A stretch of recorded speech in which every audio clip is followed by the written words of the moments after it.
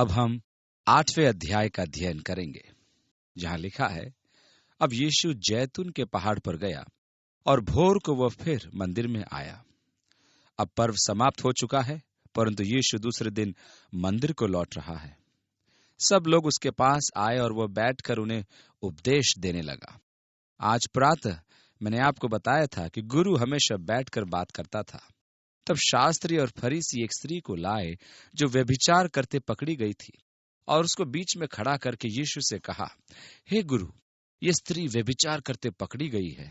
हमने उससे व्यभिचार करते हुए पकड़ा। अब आगे लिखा है, व्यवस्था में मूसा ने हमें आज्ञा दी है कि ऐसी स्त्रियों पर पथराव करें, पर आप क्या कहते हैं? उन्होंने उसको परखने के लिए बात कही ताकि उस पर दोष लगाने के लिए कोई बात पाए। परंतु यीशु झुककर उंगली से भूमि पर लिखने लगा, और जब वह सोच रहा था तो उसने सुना भी नहीं कि वे क्या कह रहे थे।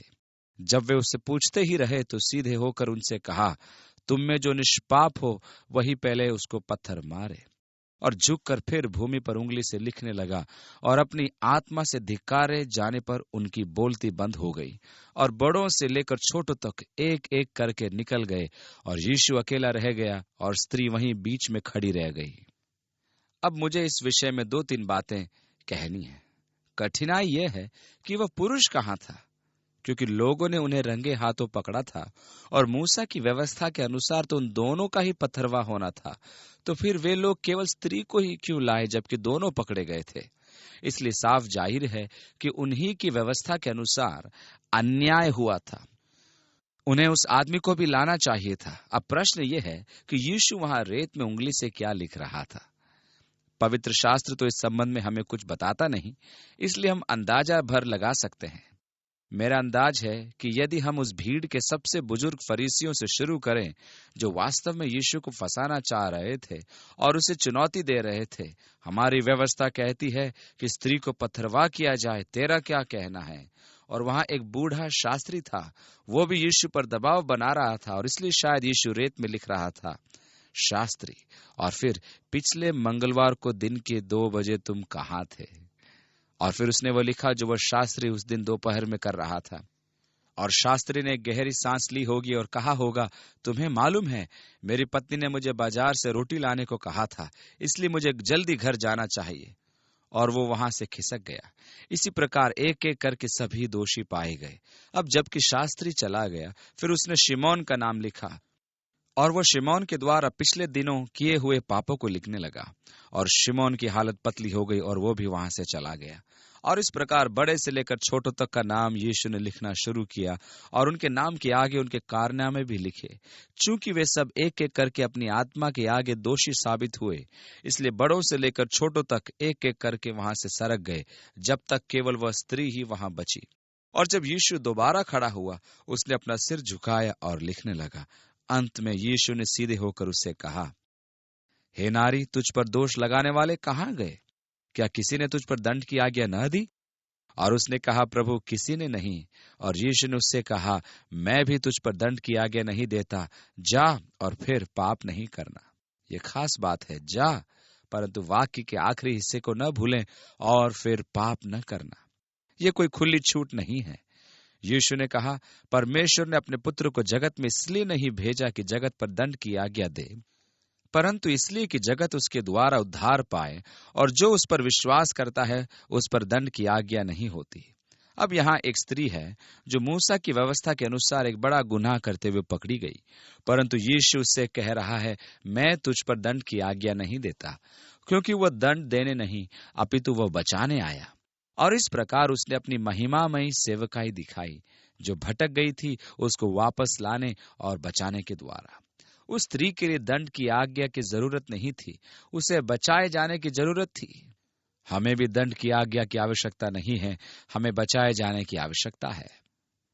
जब हम रोमियो के 8वें अध्याय को देखते हैं तो हमारे सामने एक साहित्यिक प्रश्न सामने आता है, वह कौन है जिस पर दंड की आज्ञा होती है? यदि आप परमेश्वर के संतान होने के नाते दंड की आज्ञा के नीचे जी रहे हैं, तो ये इसलिए है कि यीशु ने आप पर दंड की आज्ञा की। परमेश्वर हमें अपनी उस छवि से मुक्त होने में सहायता करे कि जो हमारा इंतजार कर रही है कि हम कुछ गलत करें और वो हमें मिटा दे। अक्सर हम सांता क्लॉज की छवि को परमेश्वर में देखना चाहते हैं, मानो ऐसा दयालु व्यक्ति जो मुफ्त में इनाम बांटता है। परमेश्वर ही सांता क्लॉस होता तो कितना अच्छा होता। मानो परमेश्वर हमसे पूछता रहता है कि मुझे बताओ तुम्हें कौन सा उपहार चाहिए। छोटे बालक इस प्रकार क्रिसमस का इंतजार करते हैं और हम इसी प्रकार की प्रार्थनाएं करते हैं कि जो कुछ हम चाहते हैं वो सब परमेश्वर हमें दे दे। परंतु इसी छवि को कायम रखते हुए हम यह भी देखते हैं कि वह एक सूची बनाता है और फाइनल करने के पहले उसे 2 बार जांचता है। वह पता लगाता है कि कौन कौन शैतानी हरकतें करता है और कौन कौन भला करता है। और चूंकि हम जानते हैं कि हम क्या कर रहे हैं और उनकी वजह से अपने आप को दोषी मानते हैं, तो हम सोचते हैं कि परमेश्वर हमें दंड दे रहा है। वो कौन है जो दंड देता है? पौलुस ये नहीं बताता कि कौन दंड देता है, वह केवल यही कहता है कि कौन दंड की आज्ञा नहीं दे रहा है। उसने कहा वो मसीह ही है जो क्रूस पर मरा ताकि फिर जी उठे, यहाँ तक कि वह पिता के दाहिनी ओर है और हमारे लिए विनती करता है। वह हम पर दंड की आज्ञा नहीं देता, वो हमारे लिए विनती करता है। और यीशु ने पापी पर दंड की आज्ञा नहीं की। स्त्री को उसने कहा मैं भी तुझ पर दंड की आज्ञा नहीं देता, जा और फिर पाप न करना। यीशु ने फिर लोगों से कहा जगत की ज्योति मैं हूँ, जो मेरे पीछे हो लेगा वह अंधकार में न चलेगा परंतु जीवन की ज्योति पाएगा। उसने कहा जीवन की रोटी मैं हूँ। अब वो कह रहा है जीवन की ज्योति मैं हूँ। वह बहुत अहम दावे कर रहा है। यदि कोई मेरे पीछे चले तो वह अंधकार में नहीं चलेगा बल्कि जीवन की ज्योति पाएगा। फरीसियों ने उससे कहा तू अपनी गवाही आप देता है और इसलिए तेरी गवाही सच्ची नहीं है। यीशु ने उत्तर दिया यद्यपि मैं अपनी गवाही आप ही देता हूँ, फिर भी मेरी गवाही सच्ची है, क्योंकि मैं जानता हूँ कि मैं कहाँ से आया हूँ और कहाँ को जानता हूँ, परंतु तुम नहीं जानते कि मैं कहाँ से आता हूँ और कहाँ जाता हूँ। तुम शरीर के अनुसार न्याय करते हो, परंतु मैं किसी का न्याय नहीं करता, और यदि मैं न्याय करूं भी तो मेरा न्याय सच्चा है, क्योंकि मैं अकेला नहीं परंतु मैं हूं और पिता है जिसने मुझे भेजा है। और वह फिर दावा कर रहा है मुझे पिता ने भेजा है। आगे लिखा है तुम्हारी व्यवस्था में यह भी लिखा है कि 2 जनों की गवाही मिलकर ठीक होती है। एक तो मैं आप अपनी गवाही देता हूं और दूसरा पिता मेरी गवाही देता है जिसने मुझे भेजा है। तब उन्होंने कहा तेरा पिता कहाँ है? यीशु ने उत्तर दिया न तुम मुझे जानते हो न मेरे पिता को। यदि मुझे जानते तो मेरे पिता को भी जानते। ये बातें उसने मंदिर में उपदेश देते हुए भंडार घर में कही और किसी ने उसे न पकड़ा, क्योंकि उसका समय अब तक न आया था। तब यीशु ने फिर उनसे कहा मैं जाता हूं और तुम मुझे ढूंढोगे और अपने पाप में मरोगे। जहां मैं जाता हूं वहां तुम नहीं आ सकते।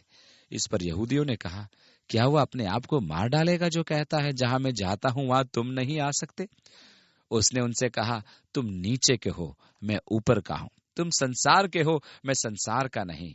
इसलिए मैंने तुमसे कहा कि तुम अपने पापों में मरोगे, क्योंकि यदि तुम विश्वास न करोगे कि मैं वही हूं तो अपने पापों में मरोगे। फिर ध्यान दें कि यीशु कितना मौलिक दावा कर रहा है। मेरा मतलब है कि अब वह सब चीजों को ठीक ठीक जगह रख रहा है। अब वह सीधे सीधे उनके सामने सच्चाई रख रहा है। और सच्चाई क्या है? यदि आप उस पर विश्वास नहीं करते तो आप अपने पापों में मरेंगे, और यदि आप अपने पापों से मरें तो समझ लें कि आप भटक गए हैं। और इस प्रकार यीशु अब उन लोगों का हिसाब बराबर कर रहा है। वह कहता है तुम नीचे के हो, मैं ऊपर का हूं। उन्होंने उससे कहा तू कौन है? यीशु ने उनसे कहा वही हूं जो प्रारंभ से तुमसे कहता आया हूं। तुम्हारे विषय में मुझे बहुत कुछ कहना और निर्णय करना है, परंतु मेरा भेजने वाला सच्चा है, और जो मैंने उससे सुना है वही जगत से कहता हूं। वे ये न समझे कि हमसे पिता के विषय में कहता है। तब यीशु ने कहा जब तुम मनुष्य के पुत्र को ऊंचे पर चढ़ाओगे, और यहां पर ऊंचे का अर्थ क्रूस से है, इसलिए वो वास्तव में कह रहा है जब तुम मुझे क्रूस पर लटका के ऊपर उठाओगे, या जब तुम मनुष्य के पुत्र को क्रूस दे चुके होंगे। 28वीं आयत उसमें आगे लिखा है तो जानोगे कि मैं वही हूं। मैं अपने आप से कुछ नहीं कहता, परंतु जैसे मेरे पिता ने मुझे सिखाया वैसे ही ये बातें कहता हूं। मेरा भेजने वाला मेरे साथ है, और पिता ने मुझे अकेला नहीं छोड़ा, क्योंकि मैं सर्वदा वही काम करता हूं जिससे वह प्रसन्न होता है। बोलने के लिए कितना अच्छा बयान है। ओ काश मैं भी ऐसा बयान दे सकता। एक दिन के बाद काश मैं ऐसा बयान दे सकता, मैं सर्वदा वही काम करता हूं जो पिता को भाता है। उसने कहा, पिता ने मेरी गवाही दी है, यह मेरा प्रिय पुत्र है जिससे मैं प्रसन्न हूं। यीशु ने कहा, मेरे अंदर कोई भी अधर्म नहीं है, मैं सर्वदा वही काम करता हूं जिससे वह प्रसन्न होता है। और कुछ समय बाद उसने कहा, तुम में से कौन मुझे पाप के बारे में बता सकता है कि अमुक पाप मैंने किया? मैं सर्वदा वही काम करता हूं जो पिता को भाता है। वह ये बातें कह ही रहा था कि बहुतों ने उस पर विश्वास किया। तब यीशु ने उन यहूदियों से जिन्होंने उस पर विश्वास किया था कहा, यदि तुम मेरे वचन में बने रहोगे तो सचमुच मेरे चेले ठहरोगे। अब तुम मुझ पर विश्वास करो, अब केवल मेरे वचन में बने रहो, और यदि तुम बने रहोगे तो सचमुच मेरे चेले ठहरोगे। 32वीं आयत में, तुम सत्य को जानोगे और सत्य तुम्हें स्वतंत्र करेगा। और इस पर उन्होंने जवाब दिया और कहा, हम तो अब्राहम के वंश से हैं और कभी किसी के दास नहीं हुए। ठीक उसी समय वे रोम की गुलामी में थे, किंतु उन्हें एहसास नहीं था कि यह गुलामी उनके लिए कोई समस्या भी है। वे लगातार रोमी साम्राज्य के विरुद्ध विद्रोह करते रहे और अंत में 70 ईस्वी सन में उनके इस रवैये के कारण उनके देश का नामो निशान मिट गया और हम कभी किसी के दास नहीं हुए। और उनका यही रवैया उनकी बर्बादी का कारण बना। जब रोमियों ने तीतुस की अगुवाई में सेना भेजी और उन्होंने आकर पूरे देश का ही सफाया कर दिया। परंतु मजेदार बात तो यह है कि उनका जीवन तो देखो, हम अब्राहम के वंशज के हैं और कभी किसी के दास नहीं हुए। यीशु ने कहा, क्या तुम जानते हो, यदि तुम सच्चाई में बने रहोगे तो वही सच्चाई का आत्मा तुम्हें स्वतंत्र करेगा। आप कैसे कहते हैं कि आप स्वतंत्र किए गए? 34वीं आयत, यीशु ने उनको उत्तर दिया, मैं तुमसे सच सच कहता हूं कि जो कोई पाप करता है वह पाप का दास है। आप कहते हैं कि आप स्वतंत्र हैं, परंतु यदि आप पाप करते हैं तो आप पाप के दास हैं। बाइबल हमें बताती है कि जिस किसी के भी आगे हम अपने को उसका हुक्म मानने के लिए दे देते हैं तो हम उसके दास हो जाते हैं। चाहे तो हम पाप में पड़कर अधर्म का जीवन बिताएं या फिर आज्ञाकारी बनकर अनंत के जीवन को प्राप्त करें। अब ये जानना अत्यंत रोचक है कि मनुष्य कितनी जल्दी पाप का दास बन जाता है। ये बात जानना भी मजेदार है कि पाप कितनी जल्दी मनुष्य को अपने चंगुल में फंसा लेता है और अपनी उंगलियों पर नचाता है। यदि आप उसके सामने बेबस हैं या असमर्थ हैं और आपका शरीर पाप के जाल में फंस गया है, तो वह पाप आपको ऐसा जकड़ लेगा कि आप पाप के दास बन जाओगे। और हमने बहुत से लोगों को पाप का दास बनते देखा है। और यीशु यहाँ घोषणा कर रहा है कि यदि तुम पाप करोगे तो पाप के दास बन जाओगे। और तुम कहते हो कि तुम स्वतंत्र हो। अरे नहीं, तुम स्वतंत्र नहीं हो, तुम पाप के दास हो। 35वीं आयत, दास सदा घर में नहीं रहता, पुत्र सदा रहता है। इसलिए यदि पुत्र तुम्हें स्वतंत्र करेगा तो सचमुच तुम स्वतंत्र हो जाओगे। और मैं यीशु में अपनी स्वतंत्रता से कितना प्रेम करता हूं। मैं उस स्वतंत्रता से जो उसमें है कितना प्रेम करता हूं। यदि सच पूछा जाए तो मैं उस स्वतंत्रता से इतना प्रेम करता हूं कि मैं जी जान से उसकी रक्षा करता हूं। अक्सर लोगों के सामने एक समस्या रहती है कि लोग अपनी स्वतंत्रता को जो यीशु में है पसंद नहीं करते और उसकी रक्षा नहीं करते। मुझे तो यह बहुत पसंद है। यह आवश्यक भी नहीं कि स्वतंत्रता हो। मुझे स्वतंत्रता प्राप्त है, परंतु मैं उसे मानकर नहीं चलता, क्योंकि जब कभी मैं अपनी स्वतंत्रता का इस्तेमाल करता हूं तो वह मेरी स्वतंत्रता नहीं रह जाती।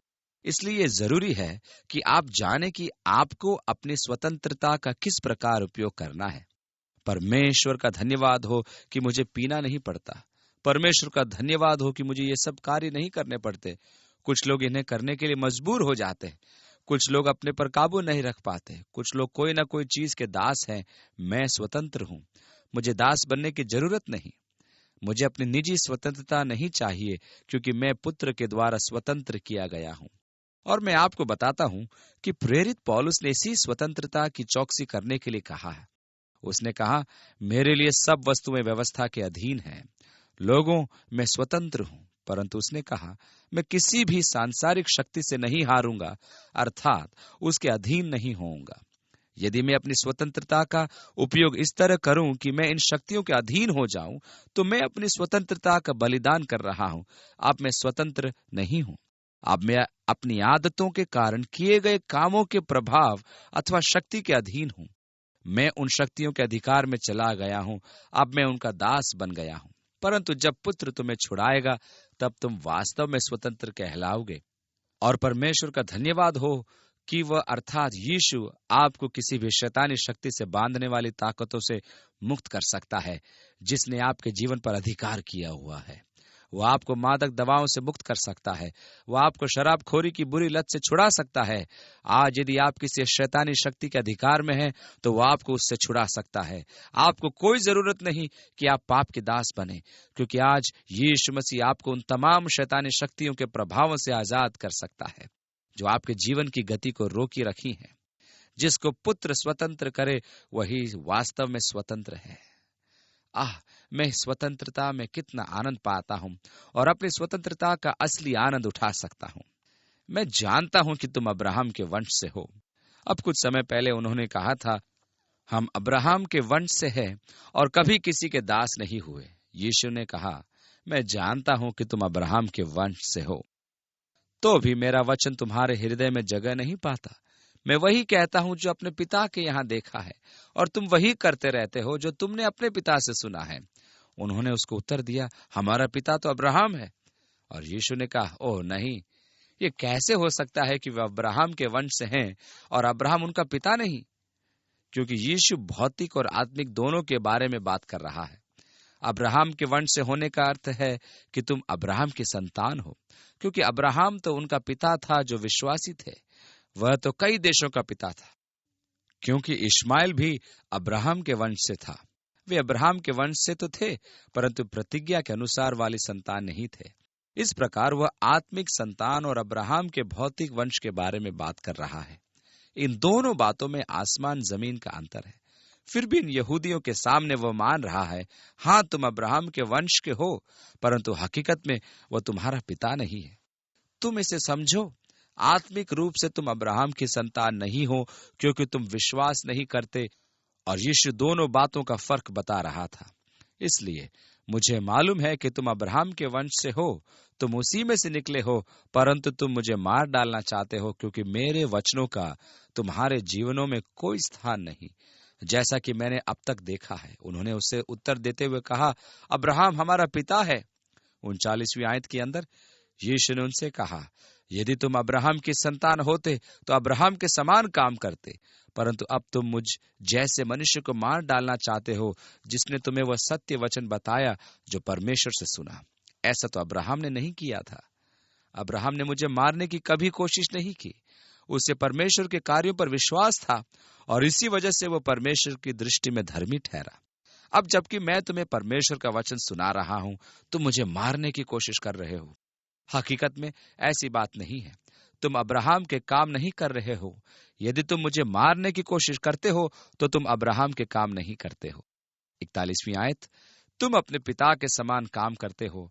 और फिर उन्होंने उससे कहा, हम व्यभिचार से नहीं जन्मे। यह संदर्भ कुंवारी मां के विषय में हो सकता है। शायद वे कह रहे थे कि तुम्हारा जन्म मां के वैवाहिक संबंधों से पहले का है। हम व्यभिचार से नहीं जन्मे। इस बात की संभावना थी कि मरियम की कहानी पहले ही फैल चुकी थी कि वास्तव में यूसुफ यीशु का पिता नहीं था। उन्हें विश्वास ही नहीं था कि यीशु का जन्म पवित्र आत्मा की छाया से हुआ था, और इस वजह से वे उस पर इल्जाम लगा रहे थे कि वह शादी के बंधन से पहले की संतान है।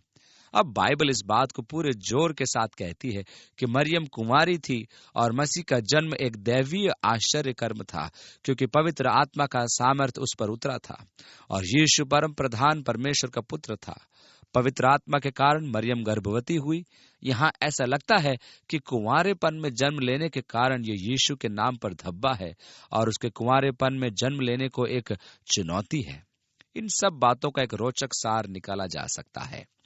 पवित्र शास्त्र में मरियम के बारे में, जो यीशु की मां थी, हम पाते हैं कि वह दुनिया में अपने किस्म की पहली और अंतिम स्त्री थी।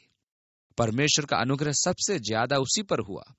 जब वो यहूदिया के देश में अपने रिश्तेदारिन इलिशिबा से मिलने को गई तो उसने कहा, तू स्त्रियों में धन्य है और तेरे गर्भ का फल भी धन्य है, और आने वाली पीढ़ियां भी सदा तुझे धन्य कहेंगी।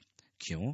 क्योंकि परमेश्वर ने इसे इतनी इज्जत बख्शी थी जितनी आज तक किसी औरत को नहीं मिली। परमेश्वर ने उसका इस्तेमाल अपने पुत्र को पृथ्वी पर लाने के लिए किया। कितना बड़ा सम्मान! परंतु परमेश्वर ने यह चुनाव बड़ी अक्लमंदी से किया और इसमें कोई शक नहीं कि उसने दुनिया के सबसे बढ़िया लड़की को चुना, जो इज्जत आबरू में सबसे बढ़कर थी। और ये लूका के सुसमाचार अध्याय 1 में लिखे मरियम के स्तुति गीत से साफ झलकता है, जहां हम उसको कहते हुए सुनते हैं, मेरा प्राण प्रभु की बड़ाई करता है और मेरी आत्मा मेरे उद्धार करने वाले परमेश्वर से आनंदित हुई, क्योंकि उसने अपनी दासी की दीनता पर दृष्टि की। और इसी प्रकार वह आनंद से गाती हुई परमेश्वर की बड़ाई करती है, जो ये दिखाता है कि वह अपनी आत्मा से कितनी शुद्ध है। और जहां जहां मरियम का जिक्र आया है, उसे बहुत इज्जत दी गई है। सिवाय इस जगह के हम व्यभिचार से नहीं जन्मे। क्या तुम जानते हो कि तुम्हारा जन्म तुम्हारी माँ के वैवाहिक संबंध से पहले हुआ था? अब चूंकि मरियम का चरित्र प्रशंसा के योग्य था और वो बच्चे के प्रति अपनी मोहब्बत के फर्ज को जानती थी, और दुनिया में कोई चीज ऐसी नहीं जो माँ के प्यार से ज्यादा अच्छी हो, वह प्यार जो परमेश्वर की ओर से स्वाभाविक रूप से मिलता है। जब यीशु को क्रूस पर चढ़ाया जा रहा था, तो यदि मरियम चाहती तो सारे मामले को बड़े सीधे साधे ढंग से जल्दी से निपटा सकती थी। जब उसने देखा कि सारी चीजें उसके बेटे के विरुद्ध जा रही है और उसे क्रूस की मृत्यु से दंडित किया जा रहा था, तो उस समय वो पिलातुस के सामने आकर यह कह सकती थी, जरा 1 मिनट रुकिए, मैं उस व्यक्ति का नाम बताऊंगी जो इसका कारण है। और उसने यीशु के पिता का नाम लिया होता, यदि वाकई में उसका कोई सांसारिक पिता होता। मुझे पक्का यकीन है, यदि कोई वाकई में होता तो वह अपने माँ के फर्ज को निभाते हुए जरूर उसका नाम बताती, परंतु वह नहीं बता सकी। वह मजबूर थी और उसे यीशु को मरते हुए देखना पड़ा, क्योंकि उसका कोई सांसारिक पिता था ही नहीं। वह तो परमेश्वर की ओर से उत्पन्न हुआ था, और ये यीशु का मरियम के कुंवारेपन से जन्म लेने का एक पुख्ता सबूत है। यह सत्य है कि मरियम यीशु को दंड से बचा सकती थी यदि वह सांसारिक पिता का नाम लेती, परंतु उसका कोई सांसारिक पिता था ही नहीं। वह तो परमेश्वर से उत्पन्न हुआ था। परंतु यहाँ ऐसा लगता है कि वे उस पर कलंक लगाने को तुले हुए थे। उन्होंने उससे कहा, हम व्यभिचार से नहीं जन्मे, हमारा एक पिता है, अर्थात परमेश्वर। और यीशु ने उनसे कहा, यदि परमेश्वर तुम्हारा पिता होता तो तुम मुझसे प्रेम रखते, क्योंकि मैं परमेश्वर की ओर से आया हूं। मैं आपसे नहीं आया, परंतु उसी ने मुझे भेजा। अब वह कहता रहा है, उसी ने मुझे भेजा है, उसी ने मुझे भेजा है। अब वह उन्हें साफ साफ शब्दों में बता रहा है वह कौन है जिसने उसे भेजा। यदि परमेश्वर तुम्हारा पिता होता तो तुम मुझसे प्रेम करते या रखते, क्योंकि मैं परमेश्वर की ओर से आया हूं। सीधे साधे शब्दों में यीशु ने घोषणा की कि वह स्वयं नहीं आया, परंतु परमेश्वर की ओर से भेजा गया है। कुछ लोग हैं जो कहते हैं, यीशु ने कभी यह दावा नहीं किया कि वह परमेश्वर का पुत्र था। जरा 1 मिनट रुकिए। अभी अभी यहाँ वह उनसे दावा कर रहा है और घोषणा कर रहा है, मैं परमेश्वर की ओर से आया हूं, मैं आपसे नहीं आया, परंतु उसी ने मुझे भेजा। 43वीं आयत में आगे लिखा, तुम मेरी बात क्यों नहीं समझते? इसलिए कि तुम मेरा वचन सुन नहीं सकते, क्योंकि तुम अपने पिता शैतान से हो। उन्होंने कहा था, हमारा पिता अब्राहम है। और तब उन्होंने आगे कहा, हमारा एक ही पिता परमेश्वर है। और यीशु ने कहा, अरे नहीं, तुम्हारा पिता परमेश्वर नहीं है, तुम अपने पिता शैतान से हो। 44वीं आयत, और अपने पिता की लालसाओं को पूरा करना चाहते हो। शैतान की मर्जी यीशु को बर्बाद करना है, तुम वही करना चाहते हो। आगे लिखा, वह तो शुरू से हत्यारा है, तुम भी मुझे मारना चाहते हो। फिर आगे, और सत्य पर स्थिर न रहा, क्योंकि सत्य उसमें है ही नहीं। जब वह झूठ बोलता तो अपने स्वभाव ही से बोलता है, क्योंकि वह झूठा है, वरन झूठ का पिता है। परंतु मैं जो सत्य बोलता हूं, इसलिए तुम मेरा विश्वास नहीं करते। तुम में से कौन मुझे पापी ठहराता है? यदि मैं सच बोलता हूं तो तुम मेरा विश्वास क्यों नहीं करते? जो परमेश्वर से होता है वो परमेश्वर की बातें सुनता है, और तुम इसलिए नहीं सुनते कि परमेश्वर की ओर से नहीं हो। अब ये एक गंभीर बात है, क्योंकि आज आप यहाँ हैं, तो क्या आप परमेश्वर की आवाज या परमेश्वर के वचन को ध्यान से सुन रहे हैं, या यूं ही इस कान से सुनकर उस कान से निकाल रहे हैं? जरा बताइए। आप कह रहे हैं, ओह बहुत हो गया, चलो बंद कर देते हैं, मुझे घर जाना है, मुझे दूसरा काम करना है। क्या आप वाकई में परमेश्वर का वचन सुन रहे हैं और उसे अनुमति दे रहे हैं कि वो आपसे बातें करे? क्या आप उसे ग्रहण करते हैं? क्या वह आपके दिल पर चोट करता है? क्या वह आपके दिल में काम कर रहा है? क्या वह आपकी सेवकाई कर रहा है और आपको आत्मिक भोजन दे रहा है, या फिर आप सिर्फ बेगार टाल रहे हैं? आप तो जल्दी से बता सकते हैं कि आपका पिता कौन है, क्योंकि जो परमेश्वर से होता है वो परमेश्वर की बातें सुनता है। तुम इसलिए नहीं सुनते कि परमेश्वर की ओर से नहीं हो। आगे लिखा है, यह सुन यहूदियों ने उससे कहा, क्या हम ठीक नहीं कहते कि तू सामरी है और तुझ में दुष्टात्मा है? यीशु ने उत्तर दिया, मुझ में दुष्टात्मा नहीं, परंतु मैं अपने पिता का आदर करता हूँ और तुम मेरा निरादर करते हो। परंतु मैं अपनी प्रतिष्ठा नहीं चाहता। हाँ, एक है जो चाहता है और न्याय करता है। मैं तुमसे सच सच कहता हूँ कि यदि कोई व्यक्ति मेरे वचन पर चलेगा तो अनंत काल तक मृत्यु को न देखेगा। ओह, यीशु तो उन्हें बड़ी आसानी से छोड़ रहा है। वह उनके मनों को और अधिक गहरा कुरेदने जा रहा है। मेरा मतलब है, वो वाद विवाद के लिए तैयार है। क्या आप आगे सुनना पसंद करेंगे? ठीक है, तैयार हो जाइए। और अब एक खास बयान वहां करता है, यदि कोई व्यक्ति मेरे वचन पर चलेगा तो वो कभी मृत्यु को न देखेगा। तब यहूदियों ने उससे कहा, अब हम जान गए कि तुझ में दुष्टात्मा है, क्योंकि अब्राहम मर गया और भविष्यद्वक्ता भी, और तू कहता है कि यदि कोई मेरे वचन पर चले तो कभी मृत्यु को न देखेगा अथवा स्वाद न चखेगा। अक्सर यीशु को गलत समझा गया, क्योंकि वह आत्मिक चीजों के बारे में बोलता था और ये लोग केवल सांसारिक चीजों के बारे में ही सोच सकते थे। मृत्यु की परिभाषा एक तो बाइबल के मुताबिक अलग है और एक संसार के मुताबिक अलग है। सांसारिक परिभाषा के अनुसार मृत्यु का मतलब मनुष्य की आत्मा का उससे शरीर से अलग होना है। यदि किसी मनुष्य की जांच की जाए और मशीन में कोई हरकत न हो तो उसे डॉक्टरी रूप से मृत घोषित कर दिया जाता है। इसका मतलब यह है कि उसके दिमाग में कोई हलचल नहीं है। उसका दिमाग या आत्मा उससे अलग हो गई है। कोई भी दिमागी हरकत नहीं है। वह मृत है और उसकी आत्मा उससे अलग हो गई है या उसके शरीर को छोड़ गई है। अब मृत्यु की आत्मिक परिभाषा है आपकी चेतना का परमेश्वर से अलग होना। इस प्रकार कि बाइबल कहती है कि यदि कोई मनुष्य केवल भोग विलास या सुख भोगने के लिए जी रहा है तो ऐसे मनुष्य मृतक समान है, जबकि वे जीवित है।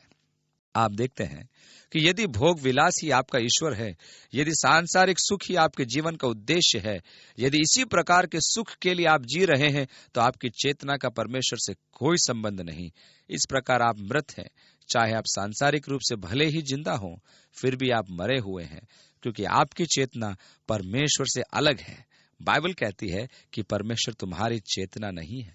इसलिए उस आत्मिक परिभाषा के संदर्भ में यीशु कहते हैं, यदि कोई मेरे वचन पर चलेगा तो वो कभी मृत्यु को न देखेगा।